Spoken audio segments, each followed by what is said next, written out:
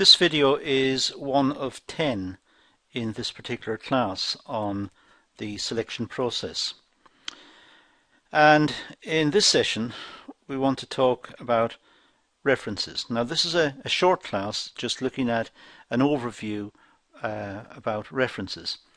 The first thing we need to note here is in picking up references we are asking someone in perhaps a different company or an education institution at a university or a college or someplace of that nature. We're asking them about their opinions about another person.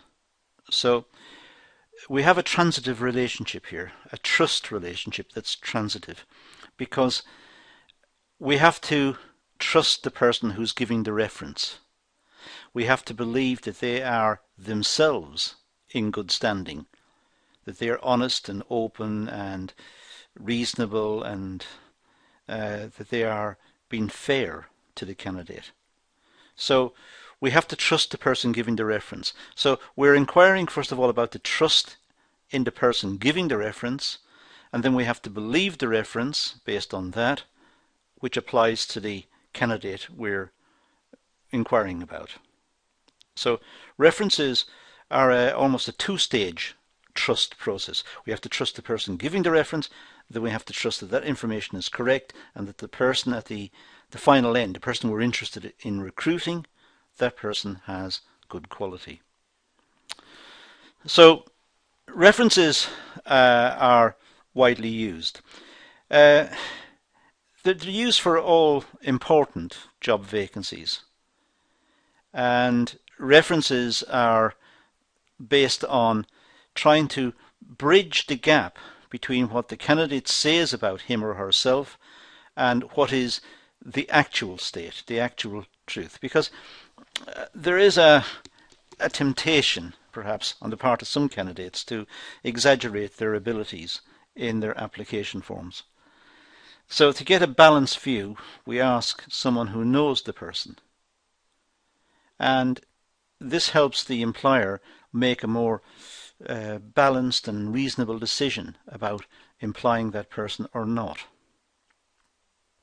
Essentially, the process involves collecting information about the employee's work history by contacting their previous employers. That's normally the case. It could be, if it's a student, contacting the university or contacting the college, or but it's trying to collect additional information about the person, not just relying on what the person says about him or herself, but looking also at what others think about that person. And these other people are reliable people and have good reputations. The process allows employers to gain a better understanding about the candidate, about their qualifications, their experiences, and their training. So the person giving the reference, the referee, that person should not be related to the candidate. That person should not have any dealings with the candidate other than professional dealings.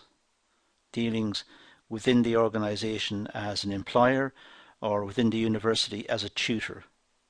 There should be no other relationships involved. And that means that the what is written by the referee is more objective and more reliable. So it helps the employer get a better understanding about the candidate, about their qualifications, about their experiences, about their trainings, about their abilities, about their history, about their background. The information allows employers to assess the candidate and to see if the candidate is suitable for the job. It's just perhaps one more piece of evidence, if you like. The candidate may have been interviewed. The candidate may have done a presentation within the business. The candidate may even have gone to an assessment centre.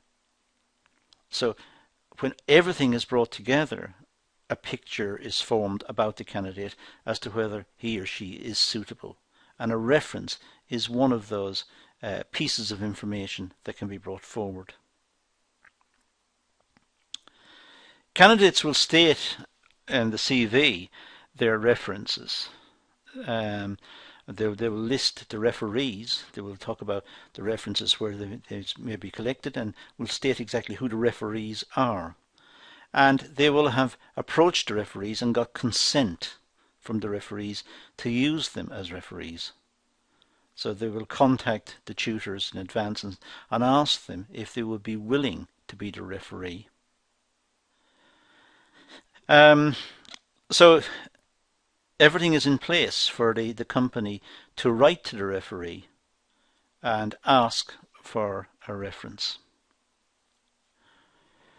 The references may be obtained in writing, or they might be standard forms. They may be even collected electronically through standard forms.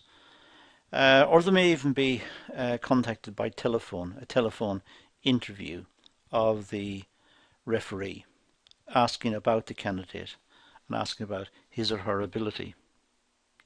So references are very important. They're still used. But again, care and attention must be paid to the objectivity of the reference, and the standing of the referee, the professional standing of the referee, must be taken into account also. So the company can get one more perspective on the candidate for the job before employment is offered, so that no mistakes are made, and it's not a costly exercise to undo the mistakes. They're trying to make a decision and get the decision right first time.